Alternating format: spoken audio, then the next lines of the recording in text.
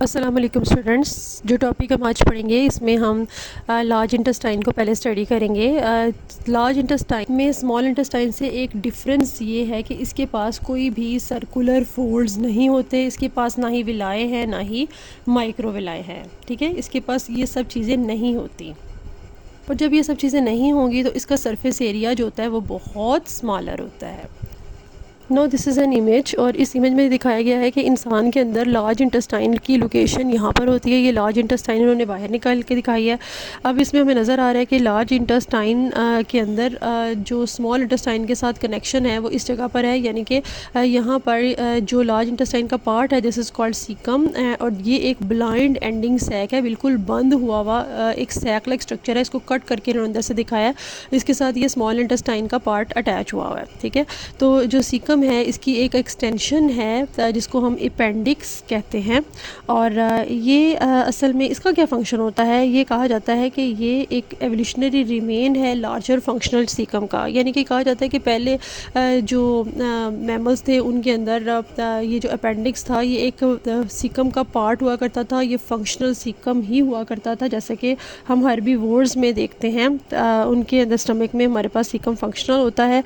अच्छा, अब इसकी अपेंडिक्स का काम क्या होता है? इसका काम होता है कि इसमें बहुत ज़्यादा लिम्फॉइड टिश्यू मौजूद होता है, और ये लिम्फॉइड टिश्यू जो है ये इम्यूनिटी यानी कि इम्यून फंक्शन में रोल प्ले करता है। उसके बाद जी हमारे पास लार्ज इंटेस्टाइन के फंक्शंस की तरफ अगर हम आ जाए, लेकिन हमने इसके अलावा नेक्स्ट पार्ट भी देखने हैं। लार्ज इंटेस्टाइन का ये ऊपर नेक्स्ट पार्ट है असेंडिंग कॉलन, ये हमारे पास ट्रांसवर्स कॉलन है। उसके बाद ये हमारा डिसेंडिंग कॉलन है, और उसके बाद हमारे पास यहाँ पर ये रेक्टम आ जाती है और ये एनस। तो हमारे पास ये सारे पार्ट्स जो हैं लार्ज इंटेस्टाइन के। जो इसके मेजर फंक्शंस हैं वो हमारे पास पहला फंक्शन है रीअब्जॉर्प्शन। रीअब्जॉर्प्शन किसकी? वाटर की और मिनरल्स की। और सेकंड फंक्शन है फीसिस की फॉर्मेशन। फीसिस इसने बनाने हैं, फॉर्म भी होने हैं, यहाँ पर वो स्टोर भी होने हैं। जो वेव्स पैदा होती हैं लार्ज इंटेस्टाइन में, ये क्या करेगी, जो भी फूड रेजिड्यू है उसको आगे की तरफ मूव करेंगी। और जो हमारे पास सीकम के बाद जो नेक्स्ट पार्ट है लार्ज इंटेस्टाइन के, मतलब कि हमारे पास ये सब पार्ट्स जो हैं यहाँ पर फूड जो है यहाँ से इसके अंदर पेरिस्टाल्टिक वेव्स पैदा होंगी। फूड जो है वो आहिस्ता आहिस्ता लार्ज इंटेस्टाइन में आगे की तरफ मूव करता जाएगा। जो फूड आगे की तरफ मूव करता जाएगा, फूड के अंदर जो भी मिनरल्स होंगे वो उसके अंदर से निकल जाएंगे और एक्टिवली ट्रांसपोर्ट हो जाएंगे, और वो एपिथेलियल सरफेस जो है लार्ज इंटेस्टाइन की क्रॉस करके ब्लड स्ट्रीम में चले जाएंगे।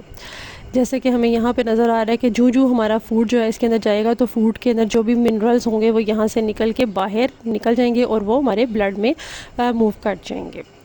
ठीक है, उसके बाद जी वाटर जो होता है वो हमारे पास ऑस्मोसिस के ज़रिए से इसके अंदर से बाहर निकलेगा, और फिर बाद में वो लिम्फेटिक सिस्टम में रिटर्न कर दिया जाएगा और ब्लड में भी भेज दिया जाएगा।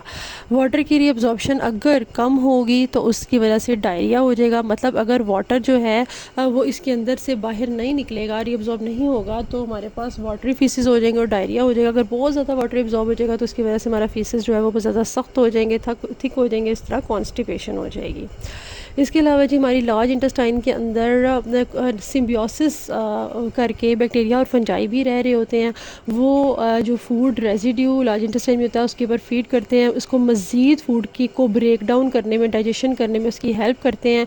इसके अलावा ना सिर्फ ये फूड की ब्रेक डाउन करने में बैक्टीरिया का रोल है, बैक्टीरिया फंजाई का ना सिर्फ फूड की ब्रेक डाउन करने में इनका रोल है, बल्कि ये कुछ सिक्रीट भी करते हैं अपने अंदर से। किसको सिक्रीट करते हैं? अमाइनो एसिड्स को, और ये किसको सिक्रेट करते हैं? विटामिन के को। और ये विटामिन के और अमीनो एसिड जो है ये जो है डाइजेस्टिव सिस्टम फिर एब्जॉर्ब कर लेता है और फिर वो होस्ट के अंदर आ जाता है और उसको एनर्जी प्रोवाइड करते हैं।